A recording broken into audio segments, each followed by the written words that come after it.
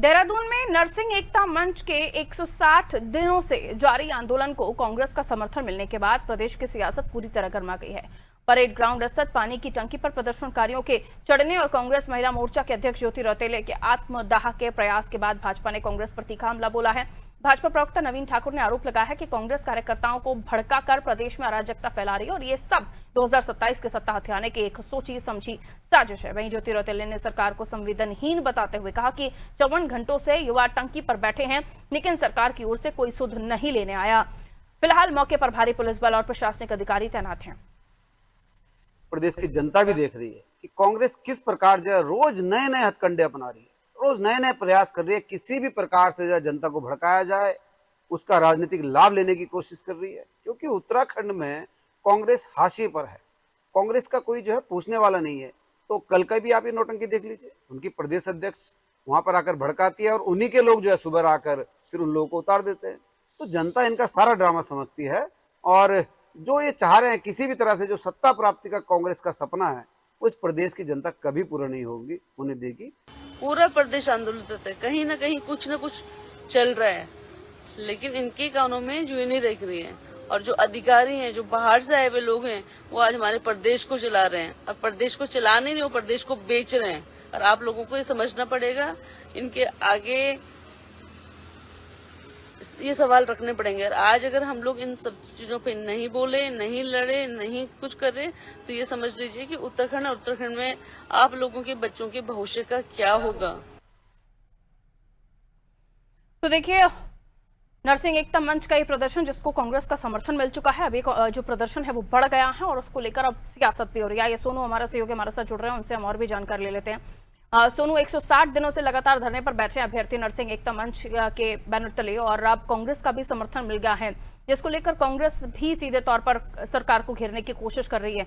इस पूरे मामले में अब सियासत भी हो रही है।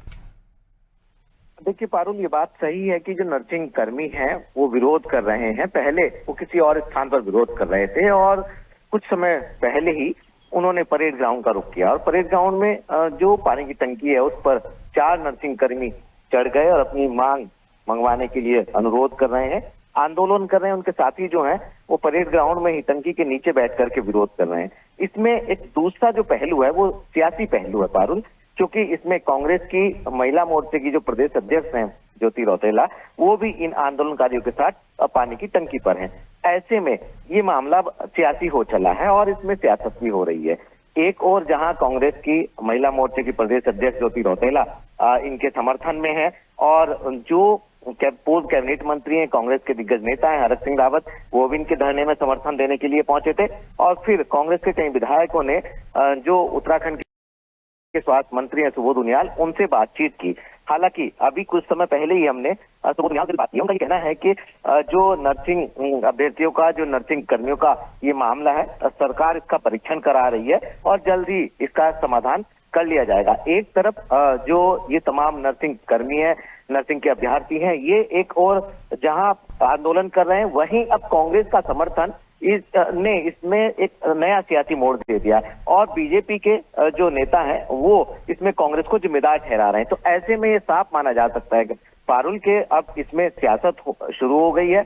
पक्ष विपक्ष पर, विपक्ष पक्ष पर एक दूसरे को जिम्मेदार ठहरा रहे हैं। आरोप प्रत्यारोप की सियासत हो गई है, बयानबाजी सुनने को मिल रही है। अब ये देखना होगा कि सरकार वास्तव में इसके परीक्षण के बाद इस समस्या का कब तक समाधान कर लेगी। और जिस तरह से अब ये तमाम नर्सिंग कर्मी आंदोलन कर रहे हैं, एक रोज पहले जो ज्योति रौतेला हैं उन्होंने आत्मदाह की कोशिश की और इसी तरह से जो नर्सिंग कर्मी हैं इन्होंने सड़क जाम कर विरोध अपना प्रकट किया। तो ऐसे में कहीं ना कहीं जिस तरह से इसमें सियासत हो रही है, देखना होगा कि परीक्षण के बाद वास्तव में इसका समाधान आखिर कब तक हो पाएगा। पारुल, बिल्कुल इसके समाधान का इंतजार रहेगा क्योंकि 160 दिन भी बहुत होते हैं और लगातार इनका प्रदर्शन जारी है। देखना होगा कब तक इनकी मांगों को पूरा किया जाता है या कोई सेटलमेंट होता है और अगर इसे सियासत का रंग मिल रहा है तो इसे कैसे पार पाया जाएगा, आने वाले समय के साथ पता चलेगा। बहुत शुक्रिया सोनू जानकारी के लिए।